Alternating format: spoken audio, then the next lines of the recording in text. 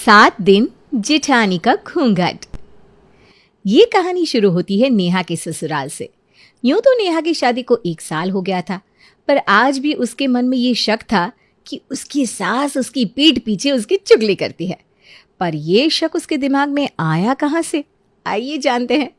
सुबह सुबह चाय बनाते हुए नेहा अपनी फ्रेंड प्रिया से फ़ोन पर बातें कर रही थी। तो गलत निकली प्रिया, कल मेरी देवरानी की यहाँ से जो साड़ियाँ आई मेरी सास ने आते ही मेरे आगे रख दी, और मेरे चुनने के बाद जो साड़ी बची उन्होंने वही ली। इनफैक्ट वो तो कह रही थी कि चारों साड़ियाँ मैं ही रख लूँ। कभी कभी ना मुझे तुझ पर तरस आता है, कितनी भोली है तू। तेरी देवरानी को ज़रूर शक हो गया होगा कि तू उसकी और तेरी सास की बातों पर नज़र रखती है, इसलिए ये सारा ड्रामा उसने तेरी सास के साथ मिलकर रचा है। मतलब मेरी देवरानी भी इसमें मिली हुई है? हे भगवान, कैसे लोग है ये। देख लेना प्रिया, मरने के वक्त इनमें से किसी को भी पानी तक नसीब नहीं होगा। जब तक मैं हूं मैं तो अपना कर्म करूंगी ही, जो बुरा करेगा वो भोगेगा। अच्छा अब फोन रख, वरना इस बात की भी चुगली मेरे पीठ के पीछे की जाएगी। और सभी के लिए नाश्ता लेकर नेहा बाहर जाती है और टेबल पर लगाती है। नाश्ता अच्छा बना है ना मम्मी जी? हाँ बहू, बहुत अच्छा बना है। नहीं मतलब अगर आपको कोई कमी लग रही है ना तो आप मेरे मुंह पर बोल सकती हैं मम्मी जी, मैं बुरा नहीं मानूंगी। अरे पर खाना अगर खराब बना ही नहीं तो मम्मी उसकी बुराई क्यों करेगी नेहा? और वैसे भी तुम इतनी सुबह उठकर सभी के लिए कितने प्यार से नाश्ता बनाती हो। अब उसमें ज़रा सा 19-20 हो भी जाए तो क्या ही फ़र्क पड़ जाएगा।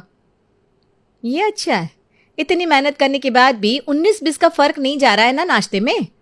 कोई बात नहीं प्रेम, मैंने बुरा नहीं माना। मैं पूरी कोशिश करूंगी कि अगली बार से खाना 20-21 हो।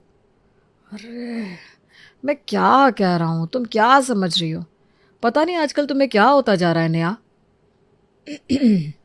सारा दिन कम पड़ जाता है क्या तुम लोगों को बहस करने के लिए कि खाने के टेबल पर भी बहस शुरू हो जाती है? 2 मिनट चैन से खाना भी नहीं खा सकता आदमी इस घर में। ये कहकर सुरेश खाने की टेबल छोड़कर कमरे में चला जाता है। कुछ देर बाद जब नेहा वॉशरूम की ओर जा रही थी तो उसे अपने सास ससुर के कमरे से फुसफुसाने की आवाज़ सुनाई देती है। और कहीं उसके सास ससुर उसकी चुगली तो नहीं कर रहे। ये जानने के लिए नेहा दरवाजे पर कान लगाकर खड़ी हो जाती है। मुझे तो ये बर्दाश्त नहीं होती। मैं तो कहता हूँ निकालो इसे घर से, दूसरी ले आएंगे। मुझे पता है आप गुस्से में हैं, पर गुस्से में ना ऐसी बातें नहीं बोलनी चाहिए। उसके भी जज्बात है कि नहीं? मजाक है क्या आज का रिश्ता? नहीं ना? अरे हमारी इतनी सी बात पर तोड़ देंगे? हैं? तो ये है इनके मन में। और इस बात को सुनते ही नेहा दरवाज़ा खोलकर धड़ल्ले से कमरे में चली आती है। अरे बहू तू, तेरे पापा जी तुझे ही याद कर रहे थे। लीजिए पापा जी, आ गई मैं। वैसे क्या बातें हो रही है, मैंने डिस्टर्ब तो नहीं कर दिया ना मम्मी जी? अरे कुछ नहीं बहू, हम तो ऐसे ही अपना ज़माना याद कर रहे थे। हमारा तो चलता रहेगा। आजा तू बैठ। अब मूड कैसा है तेरा? कितने आराम से बात घुमा दी ना मम्मी जी ने। पर आज नहीं तो कल मैं आपको रंगे हाथ पकड़ ही लूँगी मम्मी जी। नेहा की सास पूरा 1 घंटा नेहा का माइंड वॉश करने की कोशिश कर रही थी कि तभी उसका फ़ोन बजता है और उसके फ़ोन पर छोटी बहू का नाम फ्लैश होता है। कॉल आ रहा है बहू, मैं अभी आती हूँ। हाँ, ऐसे क्या बात करती है सास बहू कि कमरा छोड़कर जाना पड़ता है? प्रिया बिल्कुल सही थी, इस घर में कुछ और ही गेम चल रहा है। पर इस ड्रामे की चक्की में मैं अब नहीं पीसूंगी। मैं ये सब कुछ प्रेम के आते ही उसे बता दूंगी। पर मैं रात का इंतज़ार क्यों कर रही हूँ? आजकल तो फ़ोन का ज़माना है। फ़ोन लगाती हूँ प्रेम को और सभी की पोल पट्टी खोलती हूँ। नेहा सीधा प्रेम को फ़ोन लगाती है, पर उसका नंबर बिजी आता है। ऑफिस के वक्त तो प्रेम किसी का फ़ोन नहीं उठाते। कहीं मम्मी जी, निक्की और ये मिलकर कॉन्फ्रेंस कॉल पर मेरी चुगली तो नहीं कर रहे? हद होती है किसी चीज़ की। इतनी क्या दुश्मनी है लोगों को मेरे से? पर मैं भी कोई खड़ा पेड़ नहीं हूँ मम्मी जी, जिसको आप लोग काट कर जड़ से उखाड़ देंगे। अगर मैं इस घर को छोड़कर जाऊंगी तो मैं अपना हिस्सा लेकर ही जाऊंगी, पर उससे पहले आप सबका मुखौटा तो उठाऊंगी ज़रूर। और नेहा सीधा रसोई में जाती है और अपनी काम वाली रेणु से कहती है, सुन रेणु, तूने आज तक मेरी काम में बड़ी मदद की है, पर आज ना तुझे मेरा दूसरा काम करना है। आज से 1 हफ्ते के लिए तेरी छुट्टी। इस 1 हफ्ते के लिए मैं तेरे पैसे नहीं काटूंगी और ये 5,000 रख, और ज़रूरत होगी ना तो और पैसे भी दे दूंगी, लेकिन कहीं जाकर छिप जा, किसी की नज़र में मत आना, और अपने कपड़े मुझे दे दे। मैं तो काम वाली है भाई दीदी, मेरे कपड़े लेके क्या करेंगी आप? अरे वो सब तू छोड़ ना, जब तक मैं ना कहूँ किसी की नज़र में मत आना। दोपहर से शाम हो जाती है और शाम से रात। रात को जैसे ही प्रेम घर लौटता है वो देखता है कि उसकी माँ हॉल में रो रही है और पापा घर में चक्कर काट रहे हैं। क्या हो गया पापा, मम्मी ऐसे रो क्यों रही है? और आप यहाँ से वहाँ चक्कर क्यों काट रहे हैं? सब ठीक तो है ना? अरे सुबह से बहू नहीं मिल रही है। आखिरी बार तेरे ऑफिस जाने के कुछ देर बाद हमने उसे देखा था, फिर पता नहीं कहाँ चली गई। उसके मायके में फ़ोन कर लिया, अगल बगल में पता कर लिया, पर वो कहीं नहीं है। अरे मुझे लगता है कि सुबह की बात से नाराज़ होगी। 24 घंटे के पहले तो पुलिस FIR भी नहीं लिखेगी। हमें सुबह तक का इंतज़ार करना होगा पापा। अगले दिन प्रेम जाकर अपनी पत्नी की गुमशुदा होने की रिपोर्ट लिखवा देता है। 2 दिन और बीत जाते हैं और फिर पड़ोसन विमला सुषमा के घर आकर उसके कंधे पर हाथ रखकर कहती है, जो होना था वो तो हो गया सुषमा। अब तो मान ना मान, सबने नेहा को मरा हुआ मान लिया है, तो तू भी उसे अलविदा कह दे। तू जानती है ना, कर्ण शादी मनी सभी की तैयारी करवाता है, सुहाग रात की सेज से लेकर स्मशान तक। तो तू ना करण इवेंट मैनेजर को ही बुला ले। तो फिक्र मत कर, तेरे घर के बाहर शोक सभा का इंतज़ाम मैं करवा देती हूँ। ये क्या कह रही हैं आंटी आप? अच्छा 10-5 हज़ार कम दे देना बेटा, घर की बात है। मैं ना आज शाम को टेंट बनवा देती हूँ। और अगले दिन लग जाती है शोक सभा। मोहल्ले के सभी लोग प्रेम के घर नेहा की याद में आंसू बहाने पहुंच जाते हैं। तभी विमला की नज़र रेणु पर पड़ती है, जो आज घूंघट लिए शोक सभा में शामिल हुई थी। ऐसा क्या करके आई है तू रेणु, जो तुझे मुंह छुपाना पड़ रहा है? शोक सभा में आई हूँ, बाराती थोड़ी ना हूँ चाची, जो चेहरा दिखा दिखा के कमर लचकाऊंगी। ये तो मेरा दुख है। सबसे करीब तो दीदी मेरी ही थी। मैं नहीं मानती उनको कुछ हुआ है, इसीलिए मैंने कसम खाई है, अब जब तक दीदी घर वापस नहीं लौटेंगी मैं अपना चेहरा किसी को न दिखाऊंगी। अरे अरे, लगता है इसे गहरा सदमा लगा है।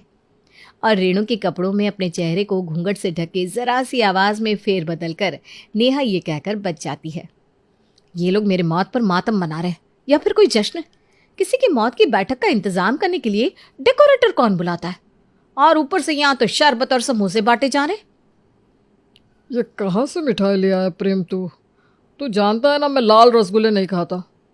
छी छी छी छी, बहू के मरने पर ससुर को लाल रसगुल्ले खाना है। भगवान, ये देखने के पहले मैं मर क्यों नहीं गई? प्रिया बिल्कुल सही कहती थी, मेरी पीठ पीछे ये लोग ज़रूर मेरी चुगली करते होंगे। अरे भाई, बस 2 दिन तो नहीं आई मैं और इन सब ने मुझे मरा ही मान लिया। मानना पड़ेगा सुषमा बहन, तूने जितने अपनी बेटी की शादी में पैसे लगाए थे और शादी की थी, अपनी बहू की मातम में भी बिल्कुल वैसा ही काम करवाया तूने। बस ड्रेस कोड थोड़ा रखवा लेती तो अच्छा होता, हम सभी ना एक साथ फोटो डालते, वुमेन्स इनवाइट। मेरा करण तो उसके लिए भी तैयार था, पर किसी के हाथ से पैसे ही नहीं छूटे। जितने पैसे उतना काम। मेरा कौन यहाँ रिश्तेदार बैठा है? और नाश्ते पानी के बाद सभी एक एक कर वापस लौटने लगते हैं और कामवाली के भेष में आई नेहा रसोई में जाकर काम में लग जाती है ताकि किसी को शक ना हो। मुझे नहीं लगा था मम्मी कि नेहा मुझे इतनी जल्दी छोड़कर चली जाएगी। मेरा तो जी उठा जा रहा है मेरे नेहा के बगैर। चलो, इस घर में कोई तो है जो मेरी मौत पर रो रहा है। पानी देने के बहाने हॉल में चली जाती हूँ। पानी लीजिए, रोइए मत। रोएगा ही ना, कीड़े पड़े उस लड़की को। जिस दिन से हमारे घर आई उस दिन से न जाने किस बात की टेंशन थी उसे। जा, अब देखो सबकी बातों को कान लगाकर सुनती रहती थी, अब चली गई और मेरे बेटे को आधा करके चली गई। कैसे रहेगा मेरा प्रेम? हमारे घर में तो हम 3 ही लोग हैं, मन भी कैसे लगेगा इसका। मैं तो कहता हूँ छोटी बहू को यहाँ बुला लेते हैं, घर में चहल पहल रहेगी तो इसका भी मन डटा रहेगा। पर पापा, इतनी बड़ी बात हो गई उसके बाद भी निक्की यहाँ क्यों नहीं आई? अरे बेटा, वो कैसे आती? तो जानता है वो नौकरी करती है, छुट्टी नहीं मिली होगी उसे। बोलना तो नहीं चाहिए बड़े साहब, पर किसी की मौत से ज़्यादा ज़रूरी नौकरी तो नहीं होती, और वो भी खुद की जिठानी की। आप अपने आप को संभालिए प्रेम बाबू, रोने से कुछ ना होगा। वो तो बेचारी चली गई, अच्छी आत्मा थी। सही कह रही है रेणु, जाने वाली तो चली गई। एक काम कर रेणु, तो आज रात के खाने में पिज्ज़ा बना दे। प्रेम को पिज्ज़ा बड़ा पसंद है, अच्छा अच्छा खाएगा तो दिमाग में अच्छे अच्छे विचार भी आएंगे इसके। नेहा किसी से कुछ कह भी नहीं सकती थी। वो चिढ़कर रसोई में लौट आती है और पिज्ज़ा बनाते हुए प्रिया को फ़ोन लगाती है। कैसे लोग हैं ये प्रिया, कैसे लोग हैं? मेरी मौत का भी जश्न मना रहे हैं। कौन सा पति अपनी पत्नी की मौत के बाद पिज्ज़ा खाता है? मैं तो इनके सामने जाकर आज इनका पर्दाफाशी कर दूंगी। तेरा ना कुछ नहीं हो सकता। अगर तूने पर्दाफाश करने की कोशिश की तो तेरी सास ये कहेगी कि कहीं प्रेम दुख में पागल ना हो जाए, इसलिए मैंने ऐसा कहा। प्रेम कह देगा दुख से बाहर आने के लिए इंसान कुछ तो करेगा ना, और क्या पिज्ज़ा, क्या चावल, मुझे तो तुम्हारे बिना कुछ भी नहीं दिख रहा था। ठोस सबूत ढूंढ बहन, ठोस सबूत। जब इतनी मेहनत की है तो ज़रा और सब्र रख, देखना कुछ बड़ा हाथ लगेगा। और बोलना तो नहीं चाहिए मुझे, पर लग रहा है कि ये रोने धोने का सारा ड्रामा 1-2 दिन का है।